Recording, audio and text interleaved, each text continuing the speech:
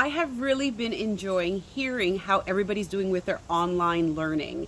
Distance learning is different, and some friends are loving it and other friends are overwhelmed, and it's a lot of work, and I know, and it takes a little time to get used to, but I have a little tool that I'm going to share with you today for those moments when you're feeling a little frazzled, maybe a little overwhelmed. Whenever we step out and spend a little time in nature, it helps to ground us. And that basically means that it brings us back to our center, and it allows us to think a little bit more clearly. So it kind of brings our head, our mind sometimes is up in the clouds, and when we are in nature, either walking on a trail or planting or potting soil or anything like that, it just kind of brings us back to who we are. So it's a nice calming activity. You don't need to go out and buy anything, and that's what I want to share with you today. So I went hunting around my backyard, and I have a little bit of rosemary that's growing. So I went ahead and took some scissors, or you can, if you have some gardening shears, you can use those as well. And I just cut about 3 inches off the top. You can cut about 2.5, 3 inches. And I'm gonna take the leaves off the bottom. Now, what you would like to do first is mix it with, if you have, mix a little bit of sand and a little bit of peat moss in a smaller container. It could be a plastic cup, it could be a pot like this, and then you're going to want to plant your cutting, and it doesn't have to be rosemary, it could be anything that you have in your garden or in your backyard or front yard. You're going to go ahead and plant that into your peat moss and into your sand. Then you're going to want to keep it nice and humid, so take a Ziploc bag and just kind of put it over it, okay? And then you're gonna let it sit. You're gonna check on it every couple of days, maybe every couple of weeks at first.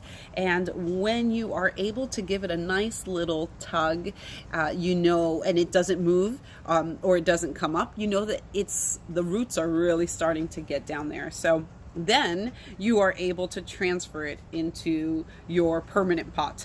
I have a few different pots here that I'm excited to fill. I don't know what I'm going to fill them with yet. I have this rosemary I might grow more of.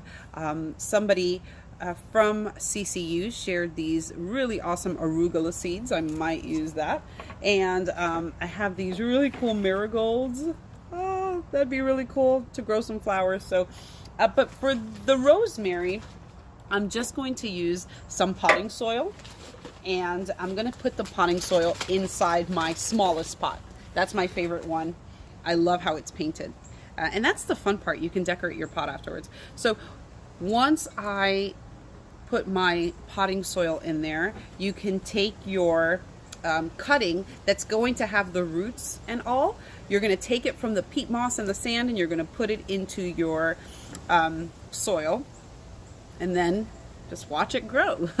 And at some point may have to be moved elsewhere, depending on how much you want of it.